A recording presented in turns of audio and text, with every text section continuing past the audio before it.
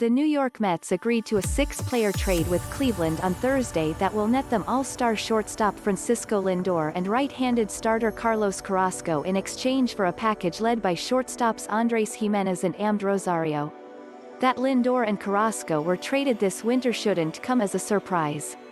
Lindor will qualify for free agency after the 2021 season, and Cleveland's ownership has made it clear that it was unwilling to pay him his worth to retain his services.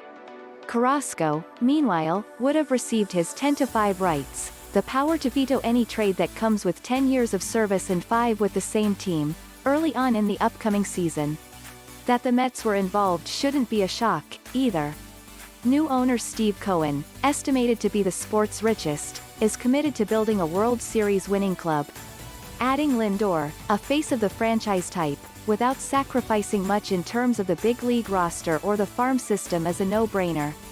Even if the Mets fail to extend Lindor, and the ball is in their court to get that done the same way the Los Angeles Dodgers did with Mookie Betts, this is unlikely to be a trade that they come to regret. We here at CBS Sports are nothing if not judgmental. As such, we've decided to break down the trade while providing grades for each team. Let's proceed to that part of the endeavor now, beginning with a recap of the moving pieces. This is the kind of blockbuster acquisition the Mets were supposed to make early and often under Cohen's ownership, in terms of both the headline and the method, preying on penny-pinching owners unwilling to pony up to keep their best players in town. That the Mets were able to lasso Lindor and Carrasco without sacrificing anything they'll miss is an impressive piece of work by new general manager Jared Porter. Lindor is, of course, a star. Prior to the pandemic, he had reeled off 4 consecutive seasons in which he had amassed 5+ wins above replacement. The only players with more WAR than Lindor over the last 5 years are Mike Trout, Betts, Nolan Arenado, and Jose Ramirez.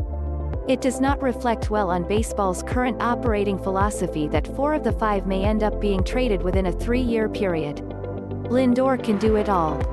At the plate, he's a switch hitter who makes loud contact and who takes his walks without striking out a ton. On the base paths, he's an efficient thief capable of swiping bats at volume.